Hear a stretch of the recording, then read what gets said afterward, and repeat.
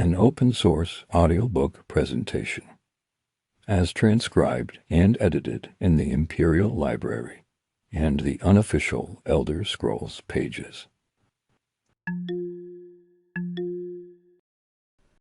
Brief History of the Empire, Part 3, by Stronach III, Imperial Historian.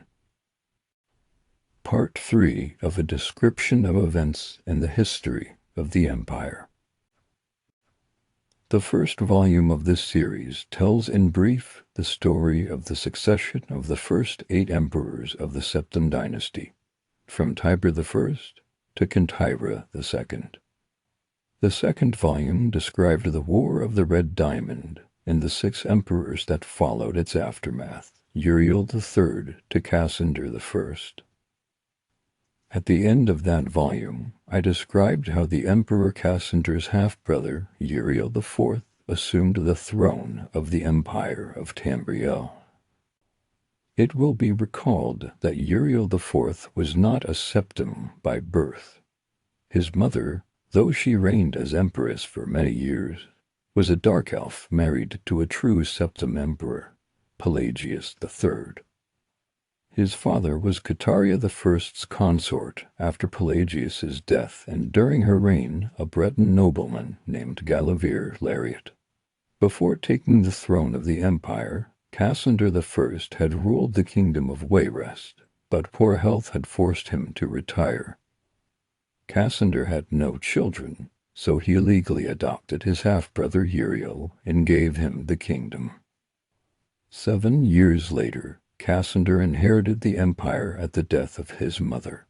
3 years after that, Uriel found himself the recipient of Cassander's inheritance once again. Uriel IV's reign was a difficult and long one. Despite being a legally adopted member of the Septim family, and despite the Lariat's family's high position, indeed they were distant cousins of the Septims, few of the Elder Council could be persuaded to accept him fully as a blood relation of Tiber. The council had assumed much responsibility during Cataria I's long reign and Cassander I's short reign, and a strong-willed alien monarch like Uriel IV found it impossible to hold their unswerving fealty. Time and time again, the council and the emperor were at odds, and time again the council won the battles. Since the days of Pelagius II, the Elder Council had consisted of the wealthiest men and women in the empire, and the power they wielded was ultimate. The council's last victory over Uriel IV was posthumous.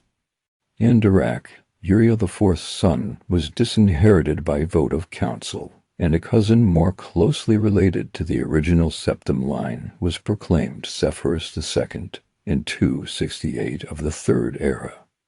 Sepphoris had been a Nordic king.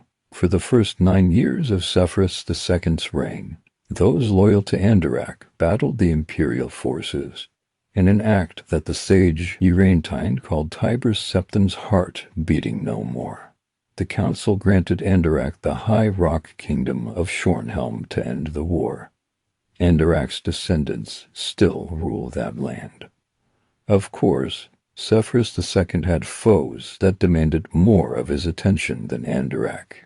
From out of a nightmare, in the words of Urantine, a man who called himself the Cameron Usurper had led an army of Daedra and undead warriors on a rampage through Valenwood, conquering kingdom after kingdom.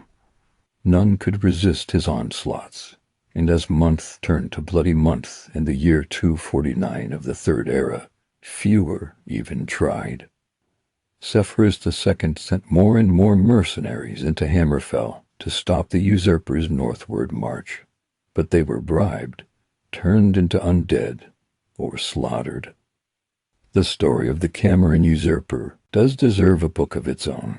I recommend the reader find Pelot Ilthry's The Fall of the Usurper for more detail.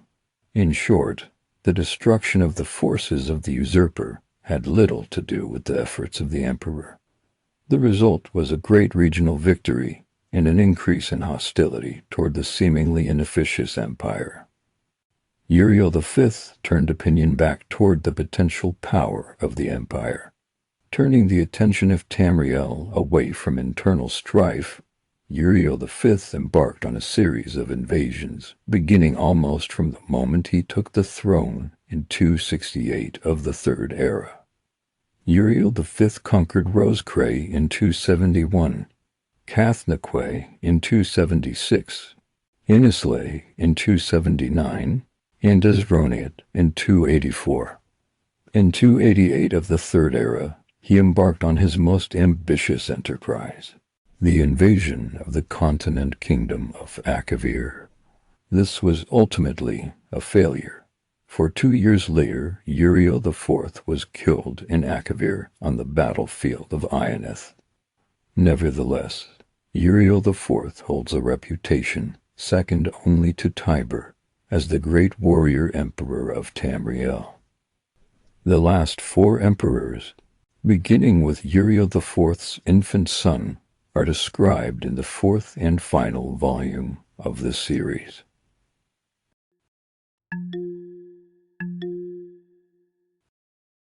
This audiobook is part of the Daggerfall Collection.